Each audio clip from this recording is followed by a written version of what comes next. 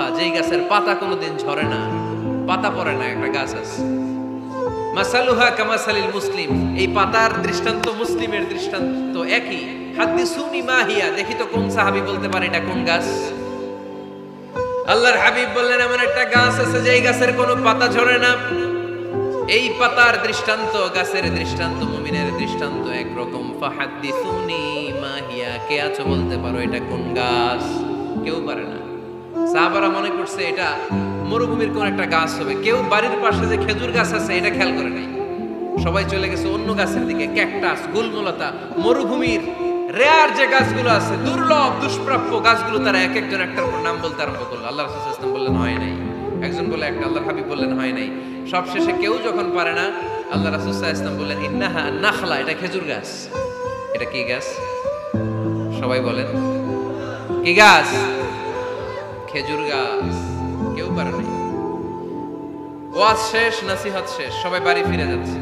সাইয়েদনা ওমর ফারুক রাদিয়াল্লাহু তাআলা আনহু উনি ওনার ছেলে আব্দুল্লাহ ইবনে ওমরকে নিয়ে যাচ্ছে। আব্দুল্লাহ ইবনে ওমর হঠাৎ করে বললেন, আব্বা, আল্লাহ রাসূল যখন জিজ্ঞেস করেছিল এটা কোন গাছ, আমি কিন্তু জানতাম এটা খেজুর গাছ, আমি কিন্তু জানতাম। ওমর ফারুক বললেন, বলো নাই কেন? আব্দুল্লাহ ইবনে ওমর বলেন, আব্বা, আপনি পারেন না, আমার চাচা আবু বকর পারে না, মুরব্বী সাহাবারা কেউ পারে না, আমি মাঝখান দিয়ে কেমনে বেয়াদবি করি? সুবহানাল্লাহ পড়বেন না? ওমর ফারুক বললেন, বলো কি? তুমি যদি আজকে বিশ্বনবীর সামনে উত্তরটা দিতে পারতা, আমার ছেলে উত্তর দিতে পেরেছে, এটা জেনে আমার বুকটা এত বড় হয়ে যেত। ও আব্দুল্লাহ, কেন তুমি বললা না? আজকে কেউ প্রশ্নের উত্তর করতে পারে নাই, তুমি যদি বিশ্বনবীর সামনে দাঁড়িয়ে প্রশ্নের উত্তর করতে পারতা, আমার বুকটা এত বড় হয়ে যেত, কেন বললা না? তুমি বললে আমি বড্ড খুশি হয়ে যেতাম। সুবহানাল্লাহ পড়েন। তার মানে মাঝে মাঝে জুনিয়ররা সিনিয়রদেরকেও হার মানায় দেয়, এরকম আছে না নাই? এজন্য পরামর্শ করবেন, অবশ্যই পরামর্শ করবেন। সাইয়েদনা ওমর ফারুক যখন খলিফা, তিনি মুরব্বীদের মিটিং এ একটা ছোট্ট বাচ্চাকে রাখলেন, অল্প বয়স্ক এক সাহাবী। ওই সাহাবীর নাম আব্দুল্লাহ ইবনে আব্বাস রাদিয়াল্লাহু তাআলা। মুরব্বীরা মনে কষ্ট পেলেন, কিরে, এই ছেলের সমান নাতি আছে আমার ঘরে, আমার নাতি আছে, এই ছেলের সমান, এই ছেলেকে কেন রাখে? ওমর ফারুক বললেন, একদিন দেখাই দিব আপনাদেরকে কেন রাখে। ওমর ফারুক একদিন সবাইকে বললেন, ইদা জাআ নাসরুল্লাহি ওয়াল ফাতহ ওয়া রাআইতান নাস ইয়াদখুলুনা ফি দীনিল্লাহি আফওয়াজা। এটা কোন প্রেক্ষাপটে নাজিল হয়েছে আপনারা কে জানেন বলেন তো?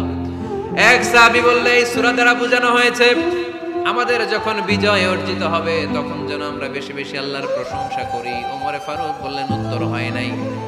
আরেক বয়স্ক সাহাবী বললেন, আমাদেরকে রব্বুল আলামিন বড় বড় শহর বিজয়ের ব্যাপারে আদেশ দিয়েছে, এই সূরা দ্বারা আমি এটা বুঝেছি। ওমর ফারুক বললেন, হয় নাই।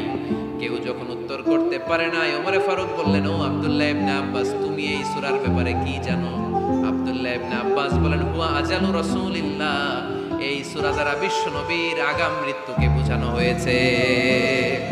ইদা জাআ নাসরুল্লাহি ওয়াল ফাতহ, নবী হে, যখন বিজয় আসবে, আল্লাহর পক্ষ থেকে সাহায্য আসবে, ওয়ারাআইতান নাস ইয়াদখুলুনা ফি দীনিল্লাহি আফওয়াজা, আপনি দেখবেন দলে দলে পানির মতো লোকজন কালিমার ছাতার নিচে প্রবেশ করতেছে।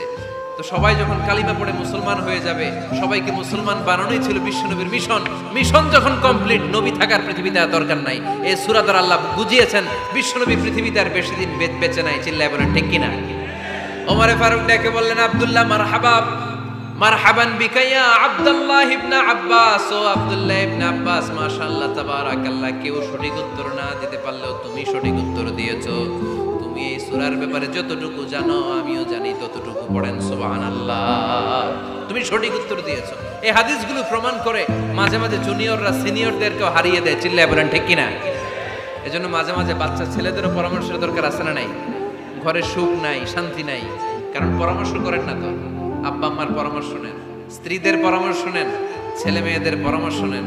গুরুত্বপূর্ণ সিদ্ধান্ত নেওয়ার আগে পরামর্শ করে